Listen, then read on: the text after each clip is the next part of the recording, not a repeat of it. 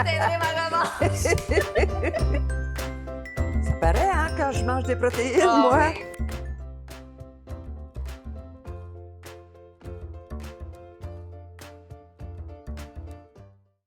Bonjour, je m'appelle Charlotte, je suis étudiante au baccalauréat en nutrition à l'Université de Montréal. On se rencontre aujourd'hui dans le cadre du projet L'alimentation pour un vieillissement en santé. Ce projet a notamment comme objectif un partage des connaissances entre les étudiants et les personnes âgées autonomes. Je vais rencontrer Cécile Lafontaine aujourd'hui pour qu'elle me pose des questions sur les protéines. Bonjour Cécile Lafontaine, ça va bien? Très bien, merci. Bien, merci d'être avec nous aujourd'hui. Oh, ça me fait plaisir de participer à votre projet qui semble bien intéressant. Super. Bon, comme votre projet concerne les protéines, moi, j'aimerais ça que tu m'expliques qu'est-ce que c'est une ou les protéines. C'est une bonne question. En fait, les protéines, c'est des substances essentielles qu'on retrouve entre autres dans la nourriture et dans toutes les cellules de notre corps. Ouais. Non seulement elles vont former les muscles et les organes, mais elles sont aussi importantes dans la création de, disons, les soldats là, dans notre système immunitaire qui vont nous défendre contre les maladies et bien plus encore.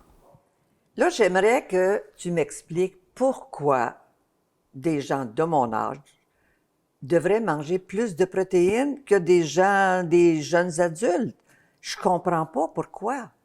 Bien, en fait, les personnes âgées ont des besoins en protéines qui sont plus élevés que les adultes plus jeunes. Plus? Oui, beaucoup plus. Oh, Oui, dépendamment de chaque personne âgée, les besoins en protéines peuvent augmenter d'au moins 25 %. oh Puis en boy. effet, le corps diminue sa capacité à utiliser les protéines avec l'âge. Il devient alors plus difficile de maintenir ses muscles en forme avec la même quantité de protéines qu'on mangeait avant. Bon, est-ce que les protéines vont m'aider à maintenir mon autonomie? Mais c'est une très bonne question. En fait, les protéines ont plusieurs rôles importants dans les fonctions vitales. Par exemple, les protéines entrent dans la composition des muscles et des os. Alors, pour préserver notre santé osseuse et musculaire, il faut en consommer davantage. C'est encore plus important chez les adultes plus âgés. Ça va contribuer à maintenir votre autonomie en vous permettant d'être debout plus longtemps, de marcher et même d'améliorer votre force si vous faites du sport. Bon, ben alors, je vais continuer à marcher vite parce que je marche toujours vite. Ça va me permettre de continuer à faire de la natation, jouer à la pétanque, aller prendre des marches, mais des marches rapides. Oui. Les protéines ont aussi un rôle dans la réparation des tissus. Ça veut dire que quand on se blesse ou qu'on subit une opération médicale, les protéines vont aider le tissu à guérir et à se refermer. Bon, comme ça, les protéines vont me garder autonome, bien en forme, mais quelles sont les sources de protéines? Bien, en fait, le Guide alimentaire canadien recommande une variété de sources de protéines. Il y a des sources végétales et des sources animales. Oui. Dans les sources de protéines animales, on retrouve principalement la viande, la volaille, les poissons, les fruits de mer, les produits laitiers et les œufs. Dans les sources végétales, on retrouve principalement les légumineuses comme les pois chiches et les lentilles, les noix et graines, les produits à base de soya comme le tofu et les boissons de soya. Ce sont les aliments végétaux riches en protéines que le Guide alimentaire recommande de manger le plus souvent. Bon, le Guide alimentaire canadien, ça me dit quelque chose, surtout la dernière version. Mais ce que j'aimerais savoir, c'est quelle quantité on doit manger de protéines de façon quotidienne. La quantité varie selon chaque personne. Ça dépend de l'âge, du sexe, du poids, de l'activité physique et bien d'autres facteurs. Alors, au cours d'une journée, est-ce qu'on doit en prendre à tous les repas ou à certains repas? Qu'est-ce qui est le plus recommandé? L'important pour la fréquence, c'est de savoir qu'on pourrait combler nos besoins en essayant d'avoir au moins une source de protéines à chaque repas et à chaque collation. Bon, finalement, pour conclure, vaut mieux en manger à chaque repas, même si ce n'est pas une grosse quantité. Aussi bien répartir les protéines à chaque repas. Puis aux collations, même des petites noix ici, une petite noix là. Oui, c'est ça.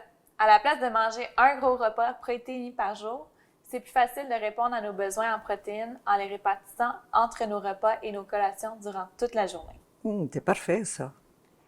Je m'appelle Julie Delorme et je suis nutritionniste.